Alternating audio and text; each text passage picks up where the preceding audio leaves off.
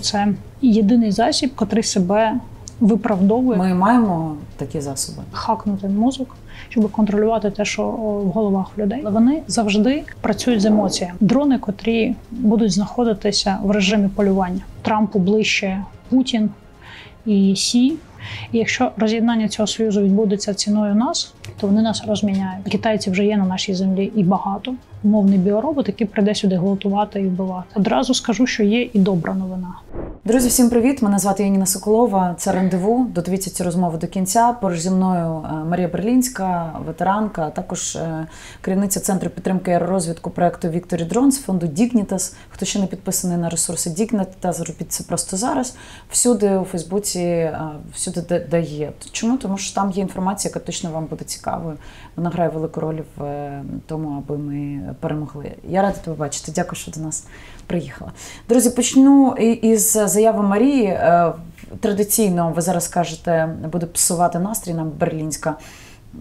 Але думаю, що з часом ви зрозуміли, що реалістичність тих розмов, які ми тут ведемо, вони навпаки дають розуміння, як рухатися далі, а не навпаки. Якщо говорити, що все буде ок, і завтра ми будемо мати концерти гурту «Антитіла» в Криму, то швидше не буде перемоги. Тому сьогодні говоримо про проблеми, але точно вам буде цікаво.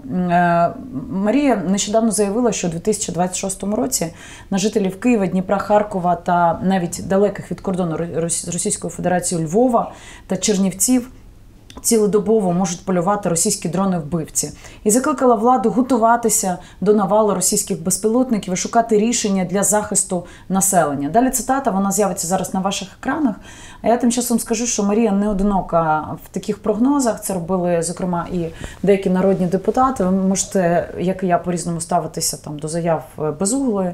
Але з приводу того, що у нас наразі немає стійкої структурно побудованої моделі збиття дронів у великій кількості, ви це бачите. Тобто вони збиваються, але не всі.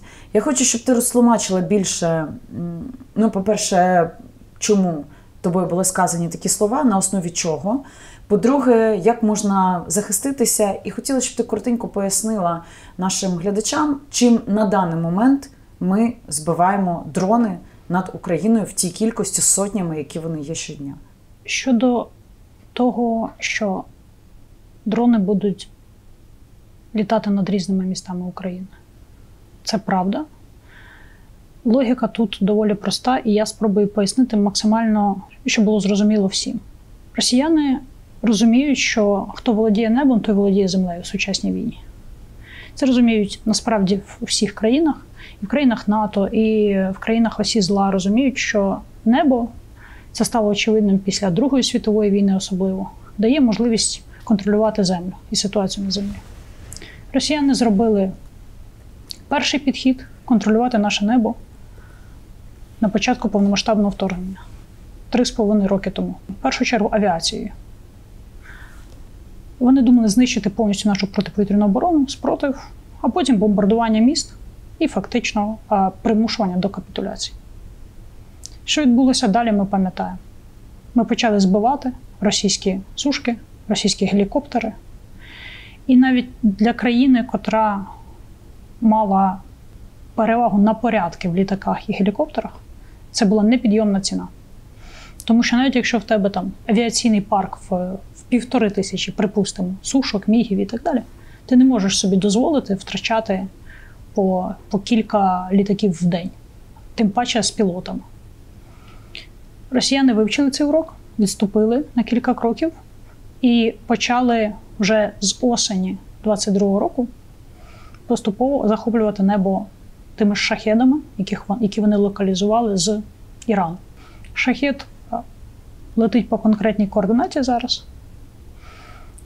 Уявімо собі, що level up, наступний рівень – це історія про дрони, котрі матимуть автономну навігацію, котрі будуть знаходитися в так званому режимі полювання. Угу. Якщо зараз, наприклад, люди в Херсоні чи Костянтинівці страждають від дронів ворога, тих же FPV, які за ними полюють, але за цими дронами сидять оператори, це може бути радіозв'язок чи оптоволокно, але потрібен екіпаж. Уявімо дрони, котрі програмуються на те, що вони взлітають, вони летять на якесь конкретне місто, умовно, Суми, чи Харків, чи Київ, чи навіть західніше, і знаходяться в режимі полювання якийсь певний час. Спочатку цей час режиму полювання буде незначним, але далі вони будуть вдосконалювати для того, щоб якомога більше часу мати можливість перебувати в повітрі і нас тероризувати. Росія буде тероризувати нас з неба. Так само можна припустити, що вони будуть максимально намагатися з цих же дронів скидати якісь певні міни, там ті ж самі протипіхотні, будуть намагатися якусь вибухівку. Тобто це буде такий постійний терор для того, щоб нас викурити з наших міст. Ми не почали при перших сигналах, навіть там восени 22-го, серйозно працювати над якоюсь антидроновою програмою, яка би захищала всі міста. Не може бути якогось універсального рішення. Ми бачимо, що навіть Ізраїль, маючи купол, все одно певні удари пропускає. Поясни, чим ми зараз збиваємо дрони, які летять. От нещодавний обстріл, наприклад, Києва, або Львова, або Одеси. Тобто, коли їх багато, ми бачимо, що ППО не завжди впорається з цим. Втім, чим ми збиваємо? Хотіла б, щоб ти пояснила. Ми зараз тільки починаємо приходити до певних рішень. На жаль, як завжди, з затримкою. Повторюсь, перші шахеди – це осінь 22-го.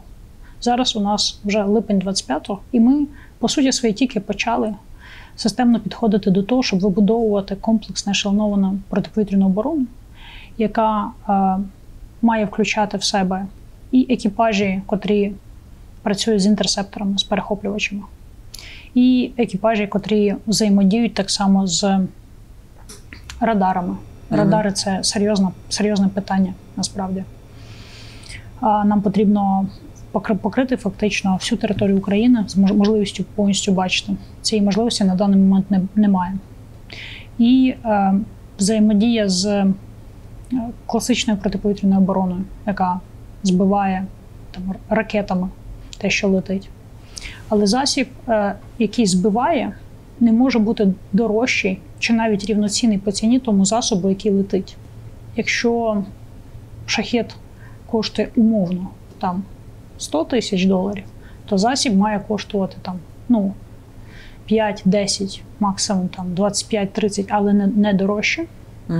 От коли у нас були кейси, засіб, котрий коштує по міркам війни копійки, збивали ракетами, котрі коштують сотні тисяч, а то й мільйони, це неможливо, нераціонально і так довго не провоюєш, тому що ракети балістичні потрібно збивати ракетами.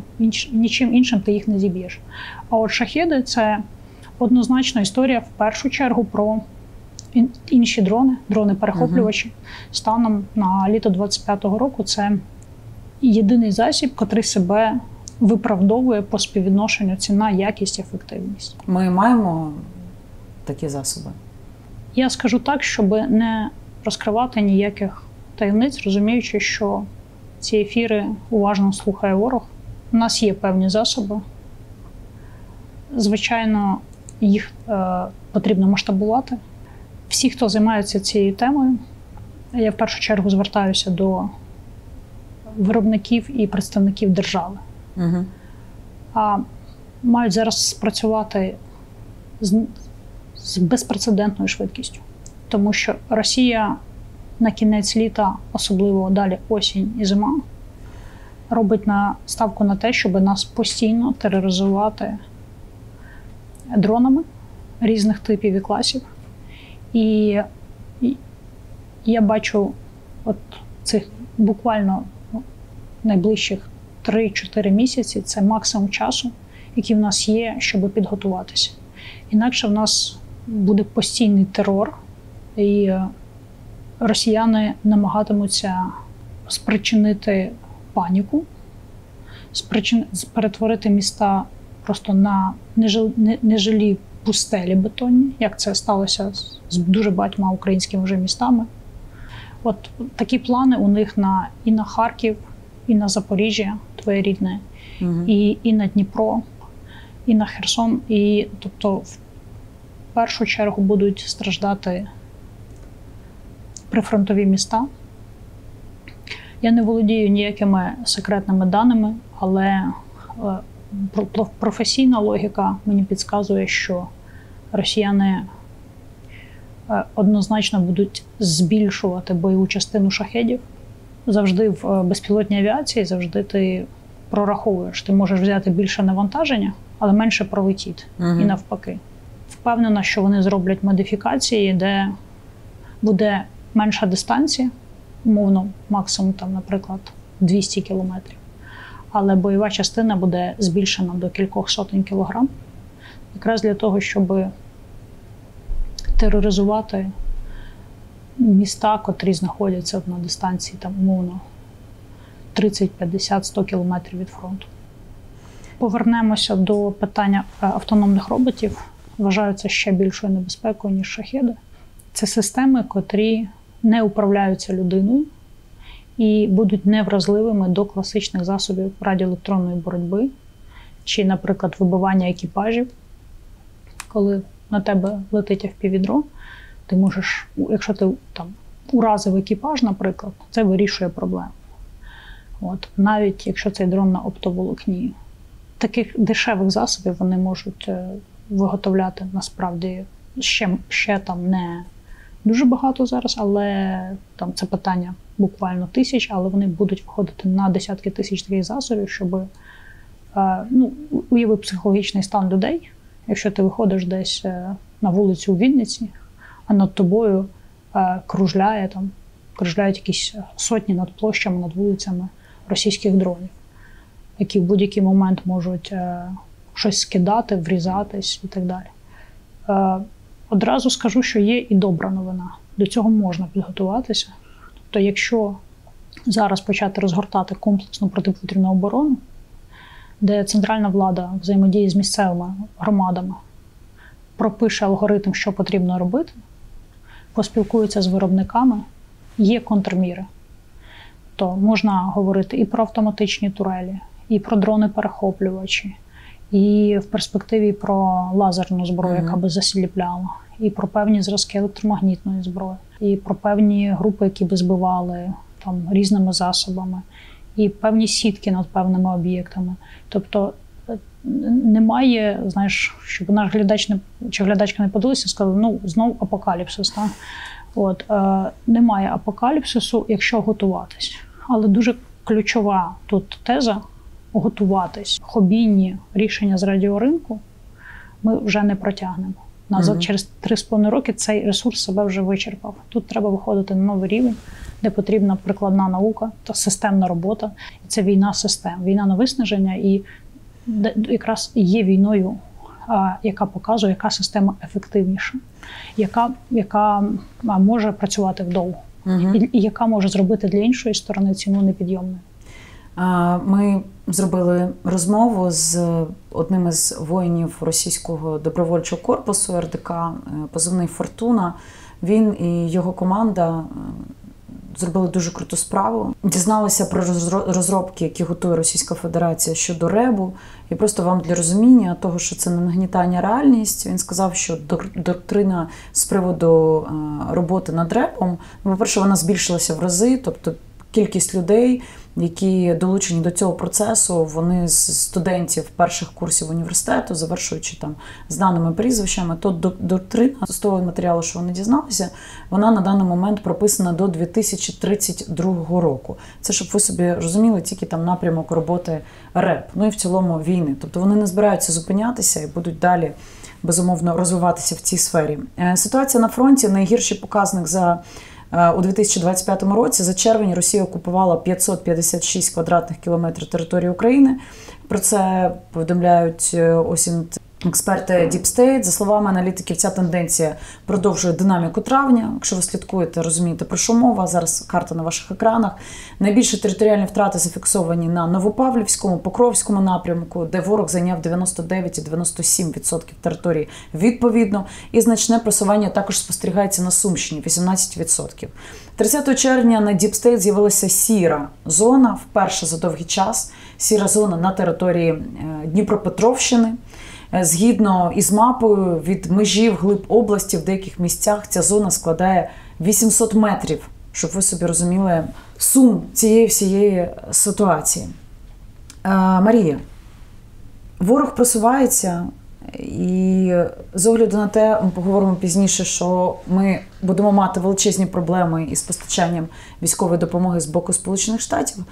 Українці не розуміють, чому це зараз так стається. Це засновано на неправильних рішеннях командування, на накопиченні сили Російської Федерації, відсутності у нас мобілізаційного ресурсу. Це комплексна історія. Це історія пов'язана з дронами. Я би хотіла, щоб ти коротенько пояснила, чому це так. Накопичення помилок, яке раніше чи пізніше починає призводити до колапсу. Нічого дивного в цьому немає. Ну, дивись, коли я не хочу, там, знаєш, бути в цій вічно історії, я ж говорила, і в цій футболці сиджу, яку мені мої волонтери в команді подарували. Ну, тобто я навпаки, я абсолютно щиро кажу, що я дуже хочу всіх своїх прогнозах, баченнях, якихось професійних оцінках помилятись. Ситуація, де ми всі попали в якийсь фантастичний трилер жахів про якийсь технологічний апокаліпсис і відчуття того, що ми всі знаходимося в якихось тільки перших серіях, що воно тільки розгорається. Є речі, котрі психологічно ми говоримо, і ми радіємо, що так і сталося, так? Що ось ми виявились праві. А є речі, коли ти говориш, і ти найбільше хочеш, щоб це ніколи не сталося. Щоб це залишилось десь в кошмарних снах, стало застереженням, але ніколи не стало реальністю. Якщо ми раніше просто мчалися до прірви, то зараз ми вже над нею зависаємо.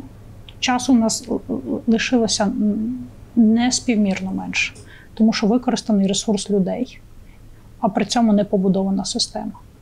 Я знаю, що це прозвучить максимально цинічно, але по суті своїй державна система використала людей. Знаєш, як є такий пісочний годинник, де знаходяться люди. І от люди висипалися, просто вже тіла засипалися живі, висипалися загиблими, з тим, щоб виграти час для всіх, щоб була побудована система управління і щоб ми ту підготовчу роботу, яку не зробили до цього, щоб ми її все ж таки зробили.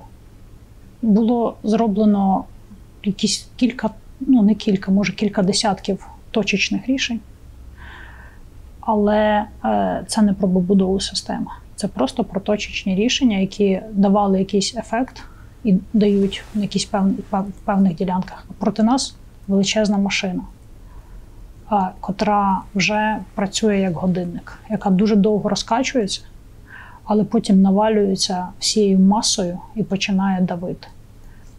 Для того, щоб не втратити той час, який залишився, потрібно брати до уваги спектр сценаріїв. І для себе особисто я бачу їх рівно 3. Я процитую для наших глядачів в соцмережах, писала нещодавно, що найгірше може статися. Мене часто запитують, чи ми втратимо Суми, Запоріжжя, Харків, чи це найгірший сценарій. Ні, найгірше зовсім не це. Пора чітко прийняти факт, що почалася битва цивілізації, вона йде на нашій території, буде масштабуватися. У мене теж ще часом жевріє надія, що здоровий глузд переможе. Що діди, які правлять світом, гляньте середній вік світових лідерів, не доведуть нас всіх до катастроф, не потягнуть за собою в пекло. Але це суто емоції і бажання, так зване wishful thinking. Все, що я знаю про людство, раціонально підтверджує погані прогнози. Думай найгіршими сценаріями і майже ніколи не помилишся. Про найгірші найкращі сценарії. Найкращий – росіяни забирають ще трохи територій, але не суттєво. В основному зупиняються там, де вони є. Ми підписуємо щось прийнятне з гарантіями безпеки для нас. І в той же час В той же день починаємо готуватися до нового нападу за кілька років. Без політичних розколів, гойдалок, сварок всередині країни, а з розумінням масштабу небезпеки того, що третій раз буде контрольний в голову. І коли третій напад станеться, ми зробимо ціну для росіян і їх союзників надвисокою і абсолютно неприйнятною, навіть для Росії. Навіть для Росії з Китаю. Серединний сценарій ми втрачаємо ще дуже багато територій, можливо, кілька великих міст, можливо, навіть все лівобережжя. Але при цьому все ж зберігаємо державність. Підписуємо щось неприйнятне, входимо в фазу гібридної війни з постійним терором. Можливо, в результаті внутрішніх політичних чварів почнуться навіть якісь сепаратистські рухи за підтримки імені умовного Орбана і таких же друзів. Міста пустіють, тому що продовжується терор дронами і мінами. Все більше посилюються проросійські сили всередині країни. Важкі часи повільного вмирання і агонія державності. І найгірший. Найгірший – це кошмарний сон кожного з нас. І я дуже сподіваюся не побачити тих часів. Державність безповоротно втрачена. Україна в повній окупації. Примусово мобілізовані українці воюють проти Західної Європи в складі об'єднаної російсько-корейсько-китайської армії.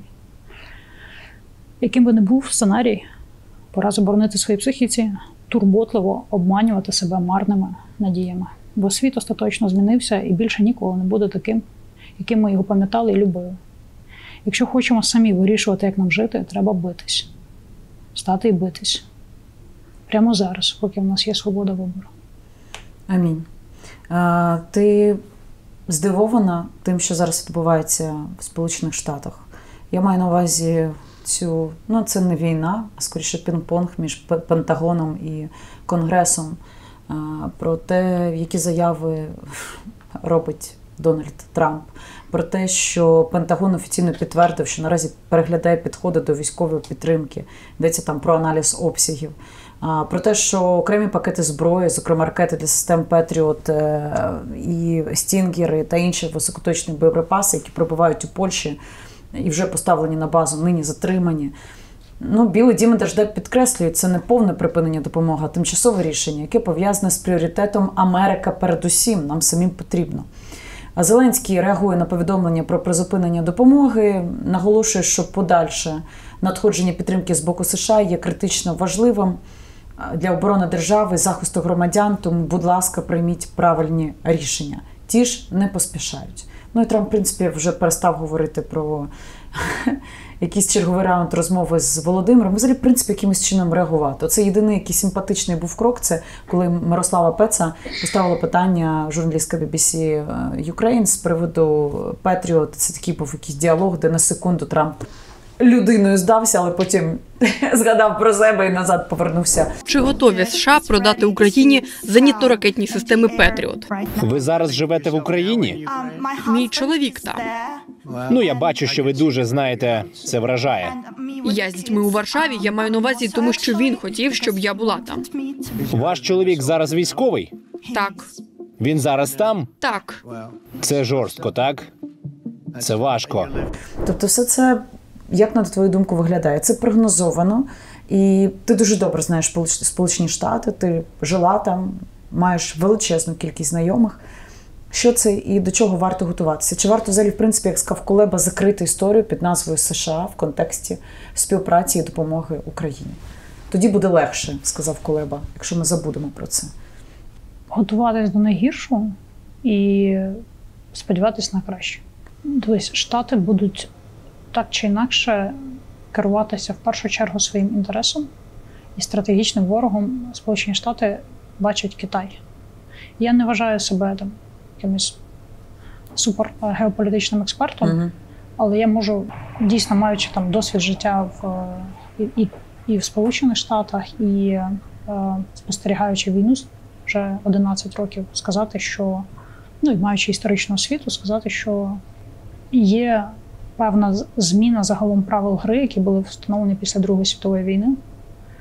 Зараз епоха зривання масок і традиційний світ, де ми звикли, що є ось західний світ і гегемонія Сполучених Штатів в цьому світі. Є там Китай, який тоді тільки набував сили, Радянський Союз, який розвалився. І от є оце певне протистояння. Все змінюється. Європа починає поступово проходити стадію заперечення на якій вони просиділи насправді з 2014 року, тобто 11 років обох, принаймні, якщо навіть з повномасштабки рахувати, 3,5 роки. Вони починають сходити зі своїх там в Брюсселі антидепресантів і розуміти, що це може торкнутися і їх, і українці виграли для них 3,5 роки часу для того, щоб вони побудували свою оборону. Світ починає переозброюватися, технологічно переозброюватися, навчаючись на наших помилках. Таке переозброєння було зазвичай перед великими війнами. І я бачу нашу війну як інтро до Великої війни, яка може спалахувати в різних точках світу, розглядатися спочатку як певні локальні конфлікти, там, наприклад, Ізраїль, Іран. Але насправді це є такими все частинами, це пазлами однієї картини, яка раніше чи пізніше складеться в те, що потім буде названо Третьою світовою війною. Ейнштейн якось сказав, що я не знаю, чим буде людство воювати в Третій світовій, але в Четвертій палками і каміннями. От йде мова про те, що зараз розвиток технологій дозволяє робити безпрецедентні речі, і енергія агресії в таборах основних, які існують у світі, вона накопичилась з часів Другої світової війни вже настільки до безкомпромісного масштабу, а дорослих в кімнаті світу настільки мало, що раніше чи пізніше це призведе до того, що запалає не лише в нас. При цьому ми одне з перших полів, насправді перше поле битви і одне з найбільших. Теж до цього треба бути готовим. Немає друзів і ворогів в геополітиці. По якомусь майндсету мені здається, що Трампу ближче Путін і Сі, як авторитарні лідери, яким він теж намагається бути таким лідером, котрий зав'язує все під жорстку свою вертикаль, ніж умовний Мерц чи Макрон.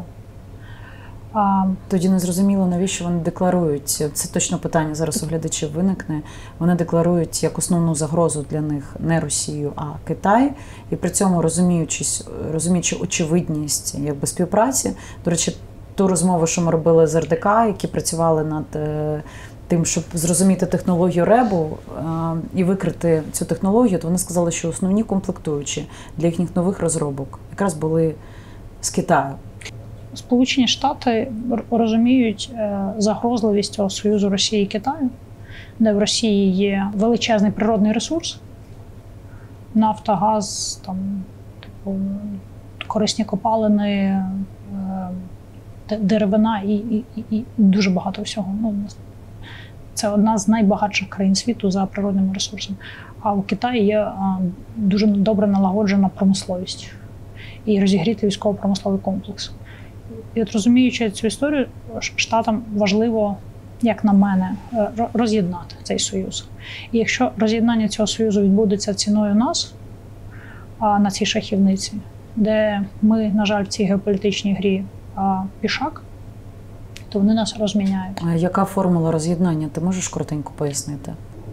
Це торги завжди. Тобто, якщо Росії будуть пропонувати, наприклад, там, зняти санкції, тобто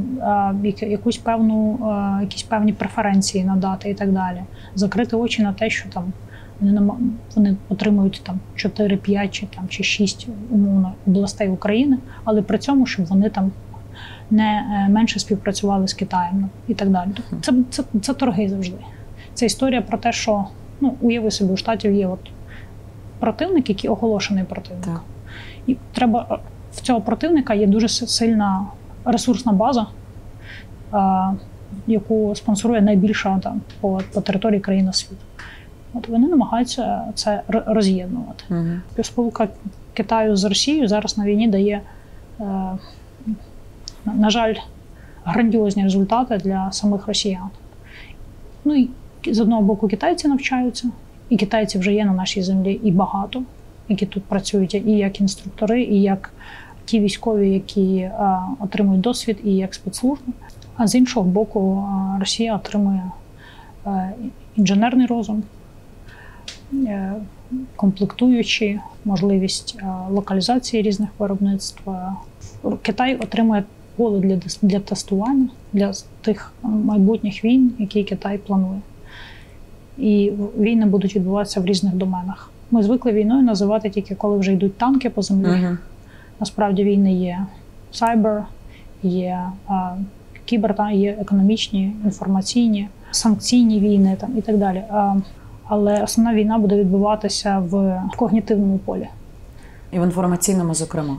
Люди діють так, як вони вірять. Так. Ми великою мірою, якщо нас порівнювати з роботами, ми дронами знищуємо хард. От сюди йдуть сотні тисяч роботів з Північного Сходу, і ми їх знищуємо хард дронами, ми знищуємо залізо.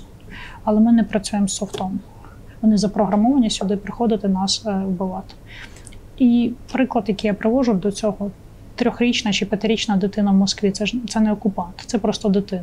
Але через 12-13 років програмування це вже буде запрограмований умовний біоробот, який прийде сюди гвалтувати і вбивати. І тому Китай робить зараз величезну ставку на когнітивні технології, на технології впливу, на такий колективний інтелектуальний егрегор. Що у нас в головах? Якщо дуже, дуже просто на те, щоб хакнути мозок, щоб контролювати те, що в головах людей.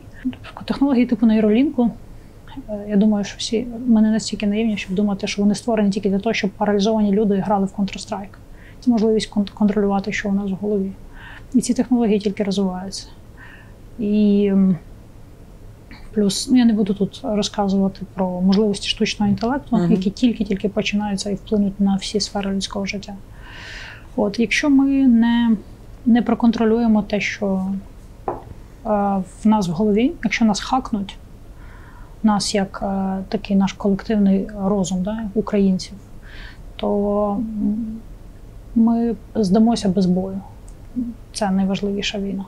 Коли росіяни качають тут і псошками історії про... І насправді деякі наші чиновники ж самі дають можливість це качати. Коли у прокурорів інвалідність, чи у ТЦК, чи в МСЕКу в матрасах кеш, це ж можливість якраз розколювати суспільство і теж показувати, що росіяни кожну з таких кейсів беруть під мікроскоп і розганяють максимально для того, щоб ми не відчували, що ми разом, і щоб ми не відчували цієї спільності, яка дала людям бажання йти під військкомати і стояти тижнями в чергах, щоб просто захистити своїх, не тільки свою сім'ю, а свій народ. Оце відчуття єднання. Росіяни зараз активно з цим працюють.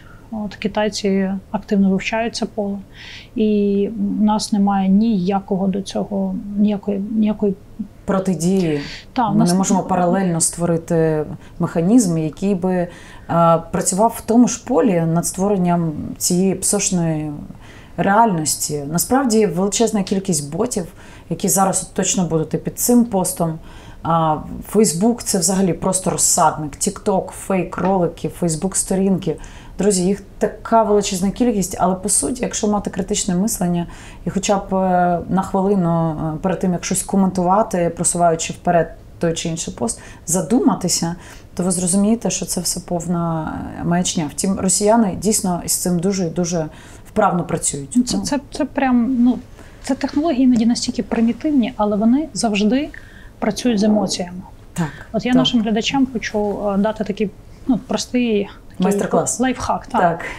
Якщо щось викликає у вас одразу емоцію сильно, зупиніться і пару секунд, як мінімум, подумайте, яка це емоція, і перевірте інформацію. Бо боти і псошки завжди розраховані в першу чергу на емоціях. Ми найнепродуманіші речі робимо на емоціях. Простий приклад з мого ж нещодавнього життя. Ти знаєш, мене мочать в середньому раз в місяць. Якщо в якийсь місяць не мочать, я вже дивлюся, що тут щось пропустили. Російські телеграм-канали взяли, з мого зробили скріншот, таблицю, що ось це Марія Берлінська. Є таблиця з контактами, рекламними контактами виробників, майстерень, шкіл. Це рекламні контакти. Які можна легко знайти в інтернеті. Так. Абсолютно. Як жартував Флеш, Марія Берлінська, значить, збудила всіх цих фахівців з Осінту тим, що опублікувала видачу Google на тему «Ремонт DJI». Тобто рекламні. Але росіяни роблять таку двоходовочку. Вони беруть тут стару таблицю, в якій рекламні контакти, які самі виробники просять туди внести, щоб їх прорекламували, чи майстерні. І якими цими контактами користуються купа військових, за них вдячні і так далі. Це така інфраструктура, розуміння. Вони її публікують і кажуть: «Спасибо Марії Берлінській за теперь у нас є всі координати, всі адреса і так далі». І один з наших блогерів, той же Лачен, бере, перепощує з тим, що ось дійсно все тепер, значить, катастрофа. Йому допомагає в цьому Олексій Гончаренко, і далі понеслося. Так. А далі просто розганяються на десятки тисяч російських ботів, вони обов'язково вкидаються. Потім туди підключаються розкачані вже і наші, які не розібралися, не подивилися. І просто щоб, і поодинокі голоси розуму, які приходять в коментарі, кажуть: так відкрийте цю таблицю, там немає нічого секретного, там це просто рекламні, які можна знайти на сайтах, соцмережі, тобто це нічого конкретного. Але ні, вже йде емоція, що зараз всіх виробників розіб'ють, тому що Марія Берлінська, значить, віддала всі контакти. І коли ти кажеш: дивіться, я та людина, котра роками ходила і просила державу закрити реєстри з реальними адресами наших виробників, з реальними юридичними і так далі, з реальними даними, з реальними прізвищами людей. Не поясниш, як це взагалі працює, коли ти в цій сфері дуже багато років, і треба якісь певні речі, а багато чого ти і не можеш пояснити публічно. І все. І далі починається розкачка, і починаються розколи. До тебе приліплюють якийсь ярлик, по притулі так само, все. Сергій здав, значить, локацію, все, тепер через нього прилітає. А росіяни працюють грамотно, це треба визнати.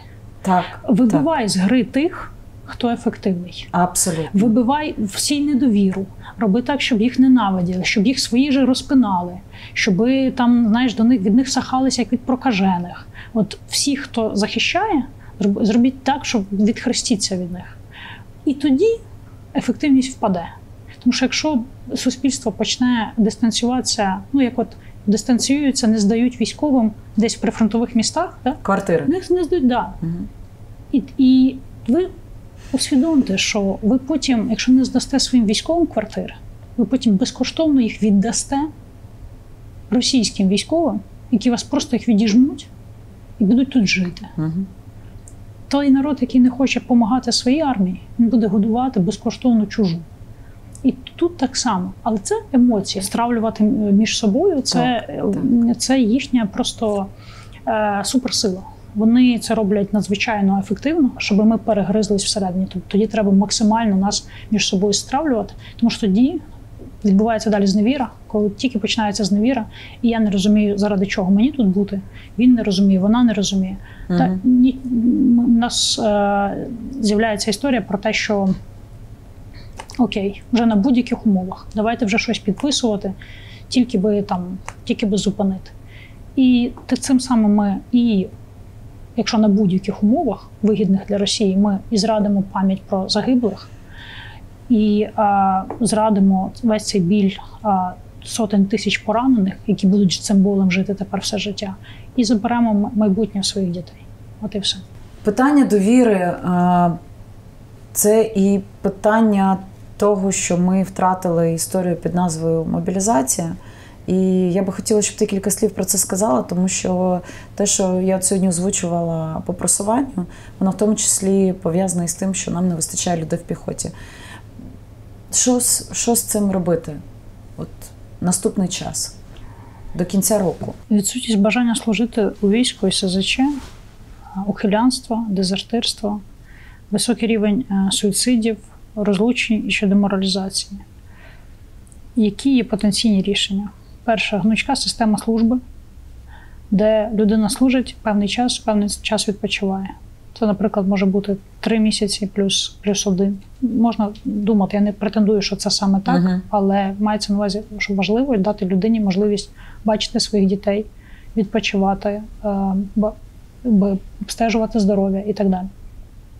І можливість відпочинку для всіх, хто прослужив, там, наприклад, не менше 2 років, як мінімум кілька місяців давати перерви.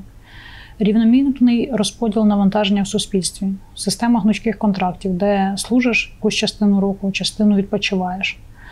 Це дозволить також не провалювати економіку. Системний рекрутинг іноземців, створити план по регіонам, де ми рекрутуємо як мінімум 500 іноземців на місяць для кожної області. І сумарно чистими це буде залишатись умовно 20 регіонів по 500 людей, це буде 10 тисяч, але в результаті буде певний відсів, 1007 буде залишатися іноземців. Росія рекрутує в місяць 3-4 тисячі іноземців зараз. Це країна, в якої більш ніж достатньо населення, вони перевищують нас по кількості населення в 5, як мінімум, разів, і тим не менше вони не... У них люмпен вже закінчився, і тому їм треба далі рухатися вже по своїм людям. В такій кількості, щоб це покрити, у них немає. Тому вони зробили на це ставку і вправно впроваджують. Вони не нехтують тим, щоб рекрутувати іноземців. Далі є проблема нераціонального використання ресурсу людей. Проблема насправді мобілізації, вона якраз впирається в першу чергу в те, щоб ми маємо з одного боку дати справедливі умови служби для всіх. Коли я кажу для всіх, це для всіх. Це означає, що не може бути якоїсь обраної касти, котра не служить. Там друзі чиновників, якісь бувші міністри, заступники, депутати, їхні родичі. От всі ці батальйони Монако, про які ми стільки читали і бачили, це максимально деморалізує людей. Тому що жити хочуть всі, страшно всім. І якщо в державі буде проводитися політика, що служать всі, справді всі, без виключень, тоді в людей з'явиться мотивація, бо вони будуть розуміти, окей, я ризикую, але оцей і прокурор цей ризикує, суддя теж ризикує, і його діти. Чи попередніх кілька міністрів оборони, вони так само, чоловіки призовного віку, теж ризикують. Саме оця історія про касти, які ніколи не служать за всі 11 років, ні при яких урядах, парламентах, вона найбільше демотивує простих людей. Отже, перша історія – це служба для всіх. Друга історія – це важливо системний рекрутинг іноземців. І третя історія – це з одного боку система оцінювання тих людей, які приймають рішення в державі з конкретними KPI. Чиновник має звітуватись кожен період KPI про те, як він допоміг фронту. Будь-який. Тобто мають бути чисто по війні конкретні показники. Військовий так само, командир, в нього мають бути конкретні KPI, оскільки ці KPI мають бути дуже зрозумілими і єдиними для всіх. Якщо ми говоримо, наприклад, про командира бригади чи корпусу, це кількість збережених людей і кількість знищеного ворога. І плюс територія, ми розуміємо. Тобто є певне таке поняття kill chain cost, скільки ми платимо за це. І це і є історія про те, що люди також будуть хотіти йти. Бо вони з одного боку розумітимуть, що служать всі. Друге, що можна обрати самостійно піти, обрати посаду і підрозділ. Третє, вони будуть розуміти, куди йти. В принципі, зараз так воно відбувається просто, так горизонтально, коли люди йдуть в СЗЧ з однієї частини, тому що там командир, м'ясник, умовно, і йдуть туди, де їх люблять, чекають, і куди черга стоїть. Тому що там людей бережуть, і там людей готують, і там люди чітко знають свої ролі, і там люди розуміють, що їх не пустять нікуди, поки це не буде ретельно сплановано, з ними проговорено, їм пояснено, поки не буде кілька планів на випадок різних ситуацій. От це працює. А з іншого боку, система покарання. І цього неможливо уникнути, я вважаю. Як би це зараз теж не прозвучало, можливо, прозвучить якось дуже кровожадно, але я якраз хочу це озвучити, щоб не було більше крові. Такий приклад. Люди на передовій копають собі лопатами окопи під FPV-дронами і артилерією. Це означає, що хтось провалив побудову лінії оборони. Те, що зараз передова, колись був глибокий тил. І можна було підготуватись. І люди, які це копають вручну, вони дуже зручна мішень. І десятки тисяч людей загинули і поранені тільки тому, що їм довелося самим собі готувати позиції. При цьому достатньо було би взяти от по конкретній ділянці кілька відповідальних чиновників, умовно 5, 6, 7, неважливо, там, до 10, людей, котрі хтось мав забезпечити з боку Міноборони, хтось мав забезпечити з боку там, Генштабу, хтось мав забезпечити з боку там, військово-цивільних адміністрацій, хтось мав дати фінансування і так далі. Пройтись, от чому на конкретній ділянці не було підготовлено лінії оборони? І цих людей, їх не треба судити, їх не треба, там, я вважаю, там якось... Ми не будемо йти шляхом росіян, що розстрілювати в безім'яних посадках. Їх достатньо просто поповнити підрозділ цієї ж піхоти цими людьми. Щоб вони теж взяли лопатки саперні і копали разом. І я впевнена, що кілька буквально би таких кейсів, вони би категорично змінили підхід наших управлінців державних до того, як відбувається планування цих же ліній оборони. Лінії оборони – це номер один. Навіть не дрони, про які я роками говорю, а саме лінії оборони. Якщо у нас не буде ешелонованої, замінованої, фортифікованих ліній оборони з прицілом на вже і технологічні рішення, ті самі НРК, ми будемо постійно відступати.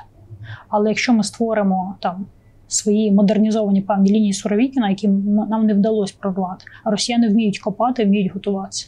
Якщо це буде 20-30 кілометрів, як мінімум, в глибину, то скільки би сюди не прийшло китайців, корейців, бо зараз будуть знову хвиля північних корейців, вони будуть об це розбиватися. От це просто база, з якої потрібно починати. Але лінії оборони, які закопано просто мільярди, вони переважно людей наших не зберігають. Хоча могли би і мали би. І ресурс на це є, і гроші вкладаються величезні. Це гарантія безпеки. З одного боку KPI для кожного, а з іншого боку жорстка і справедлива відповідальність. Переходимо до бліц-запитань, друзі, це ваша частина, погнали. Так, запитання від Олександра Данько. Марія, ви вірите в те, що сказали про те, що президент не знає, що ми програємо, аби він знав, то обов'язково переміг би Путіна? Я не це сказала. Я сказала, що за моєю інформацією від тих людей, які безпосередньо беруть участь у ставці, від кількох людей, як мінімум, президенту часто ставлять на стіл нерелевантну інформацію, яка не відповідає дійсності. І, наприклад, добре, що є такі ресурси, як Deep State, які дають можливість, наприклад, звірити. Тому що коли доповідають одне, насправді інше, це можливість звіряти. Я вважаю, що обман під час війни, він інфікував всю вертикаль знизу до верху, починаючи від того, що з самого низу звітуються там і в армії, і по лінії державних чиновників звітуються якими, знаєш, по радянській традиції. Все, ростуть у нас жири в маслі, в колгоспі, у нас кури класно дояться, корови класно несуться, все в нас чудово. От чиновники намагаються, а часто і топ-військові намагаються видати бажане за дійсне, тому що бояться сказати правду. І от цей страх, він вбиває. Це найгірше, що може бути, коли немає правдивої інформації. Верес недавно мені казав, каже, розумієш, от мені поставили задачу, умовно, на позавчора. І якби я погнав людей одразу, я би їх втратив. А я не побоявся на нараді сказати, дивіться, я задачу виконаю, але дайте мені плюс 3 дні часу і ось такі от засоби. Стільки-то дронів, стільки-то там старлінків, стільки-то, умовно, наземних роботів. Тобто командир може промовчати, кивнути, сказати так, виконую, слухаюсь, і все. І потім немає півбатальйону.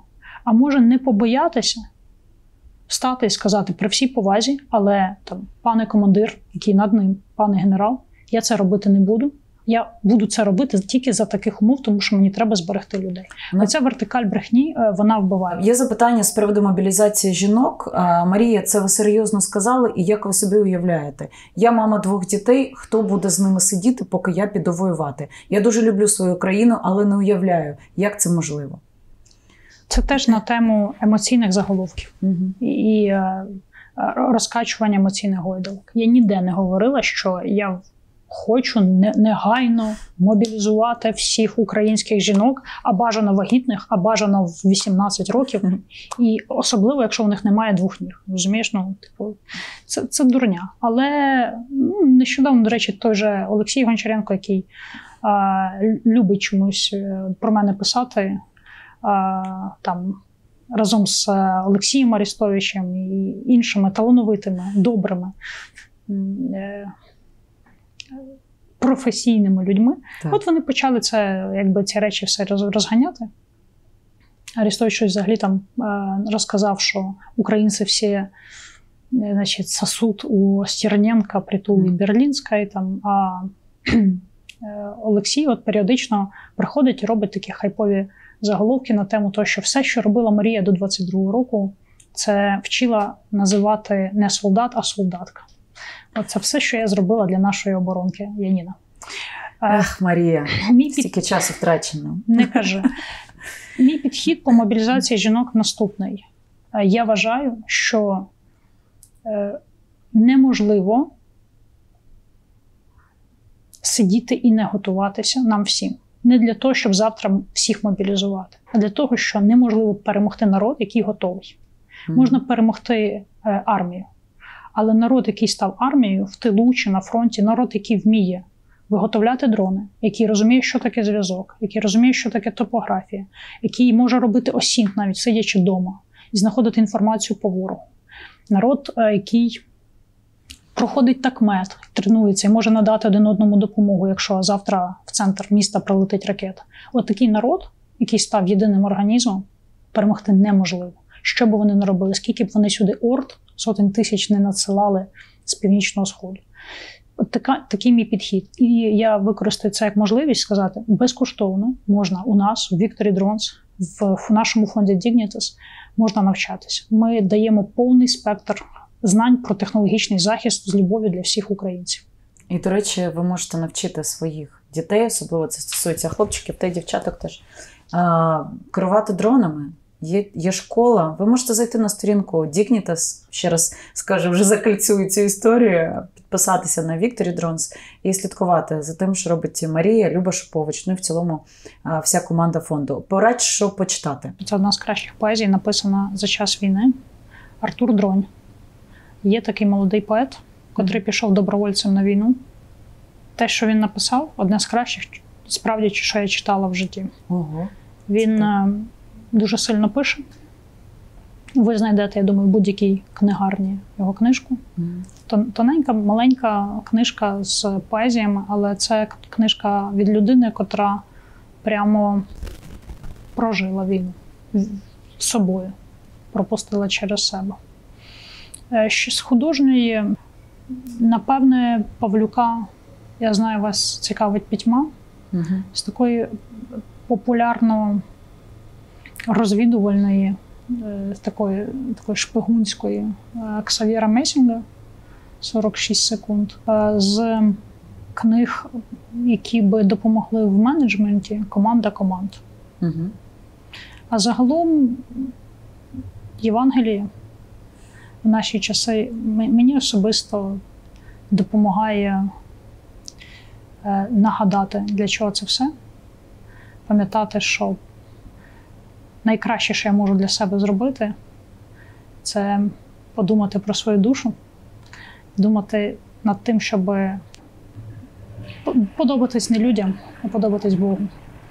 Щоб не думати про всі ці хейти, про весь цей хайп, про любов чи ненависть від людей, а найважливіше не обманути себе і бути готовим до того, щоб піти з легким серцем. Дякую тобі дуже за тебе, за те, що ти сьогодні до нас прийшла. Дякую. Друзі, це «Рандеву». Дякую, що додивилися до кінця. Підпишіться на той канал, на якому ви зараз дивитесь це відео. Ну і напишіть в коментарях, що думаєте. Сподіваюсь, що ви не даремно провели цей час з нами. До зустрічі.